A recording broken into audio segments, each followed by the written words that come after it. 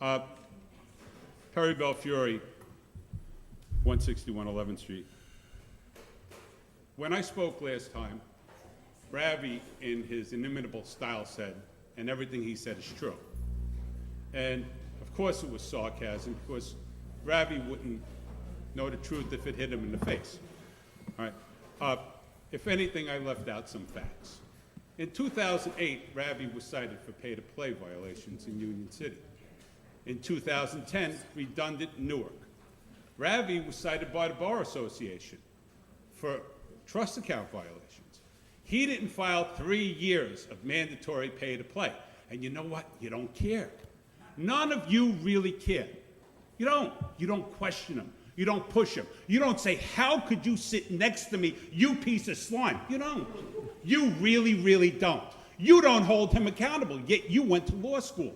You don't hold him accountable because you might have been culpable on a quid pro quo down at the Housing Authority. Let's go over the Housing Authority. What happened down at the Housing Authority? Yeah, drink up, my friend. The executive director was riced. Why was he riced? Because he would not acquiesce to giving up procurement. It's a right of every director. It's a right of every mayor. It's checks and balances. She proposes, you dispose. It's the way government works. All right? That's the way it works.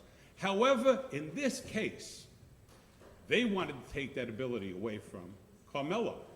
It's the nub of the lawsuit.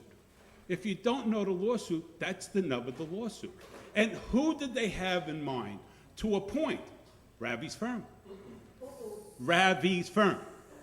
If that's not a quid pro quo, it does not exist. It does not exist. He traded your vote for his contract. Whether you knew it or not, that's what he did. And he's smiling about it. You know why, David? You're going to do nothing about it. You're going to sit here and you're going to take a beating for a man who doesn't give a shit about you. That all he cares about is the bottom dollar in his pocket.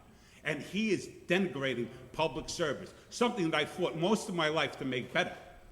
I fought most of my life to make better. And you're sitting here, Jen, he's your ally. Talk to him. Peter, he's your ally. Kick him in the ass. Dave, don't ever take his advice again.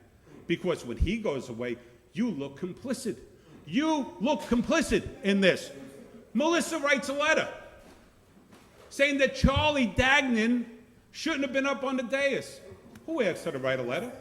How was she involved? She's Corporation Counsel for the City of Hoboken. She's Corporation Counsel for the City of Hoboken. Who called her? Dave, did you call her? No, don't. All right. You called her, right? You called her. We all know who called her. You called her. You had to call her because nobody else would call Melissa. Why would Melissa give an opinion on something that happened down at the Housing Authority unless you called her? That's how much you wanted that contract. Now the question is that this is a stage. It's a set. That's what this is. All the deals have already been cut. Everybody, you know how you vote when you come down here. Stan calls you, this is how you're voting, this is how you're voting, this is how you're voting. You got your script.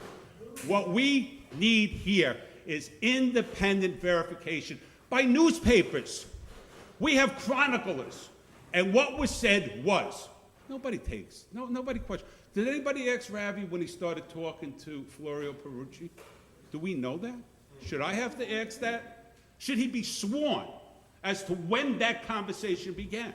If a conflict of interest is the appearance of a conflict of interest, hasn't he busted that one wide open? Isn't that one gone? I mean, hasn't he really? Isn't he in a conflict? Come on. We can all agree he's in a conflict. Is he benefiting from the conflict? You bet your Tucci is. And everybody's sitting there, mum. You're sitting there, mum, Peter. You're sitting there, mum, Jen. You're sitting there, mum, David. Mum. He's your animal. Control him. Kick him to the curb. Make Hoboken decent again. Thank you very much.